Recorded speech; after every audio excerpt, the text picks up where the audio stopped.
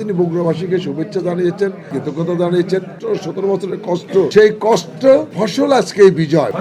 Mobile যে করলো আপনাকে কি বললো আর আপনাদের সাথে কি কথা হলো? না, যেটা বললেন যে বগুড়াবাসীকে আমার শুভেচ্ছা দেবেন, বগুড়াবাসীকে আমার ধন্যবাদ দেবেন, কৃতজ্ঞতা দেবেন। তারা আমাদের চেয়ারম্যান সহ যে 60টি আসনী বিএনপি প্রার্থীদেরকে জয়যুক্ত করেছেন, সেজন্য ধন্যবাদ দিয়েছেন। আসলে বগুড়া এই জেলাটা এই একটা আবেগ অনুভূতি এটি ভিন্নভাবে কাজ করে, কারণ এখানে মহান স্বাধীনতা যুদ্ধের ঘোষক শহীদ রাষ্ট্রপতি জিয়া রহমানের জন্মভূমি।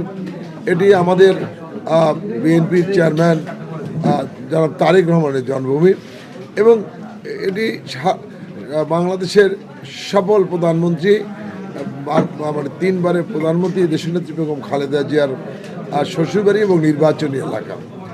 যে আজকে বগুড়াবাসী যাকে ভোট দিয়ে নির্বাচিত করেছেন, ইনশাল্লাহ তিনি হবেন বাংলাদেশের প্রধানমন্ত্রী।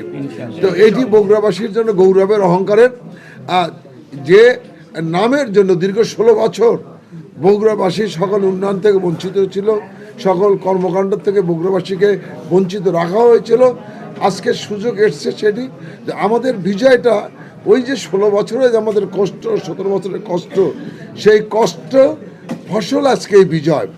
আমরা মনে করি এই বিজয় গণতন্ত্রের বিজয়, এই বিজয় বগুড়াবাসীর বিজয় এবং আমরা আশা করছি যে ইনশাআল্লাহ আমাদের প্রিয় নেতা বিএনপির চেয়ারম্যান জনাব তারেক রহমান বাংলাদেশের প্রধানমন্ত্রী হবেন এবং দায়িত্ব নেওয়ার পরেই এই বগুড়া সহ সারা বাংলাদেশের উন্নয়নে তিনি ব্যাপক কাজ করবেন। এবং আপনারা যেটি দেখেছেন, তিনি বগুড়াবাসীকে শুভেচ্ছা জানিয়েছেন, বগুড়াবাসীকে ধন্যবাদ জানিয়েছেন, কৃতজ্ঞতা জানিয়েছেন। আর আমাদের সার্থকতা এইটাই যে আমরা বগুড়াবাসী তারেক রহমানকে আমরা বগুড়ার 60টি আসনই আমরা উপহার দিতে পেরেছি। এটি বগুড়াবাসীর আমরা তারেক রহমানকে সম্মানিত করেছি এবং এটি আমি মনে করি আমরা নিজেরাই সম্মানিত হয়েছি। তো আপনাদের সহযোগিতা চাই যেন ভবিষ্যতে আমরা এই জনগণের ভালোবাসা নিয়ে জনগণের পাশে থাকতে পারি এবং জনগণের প্রত্যাশা আমরা পূরণ করতে পারি।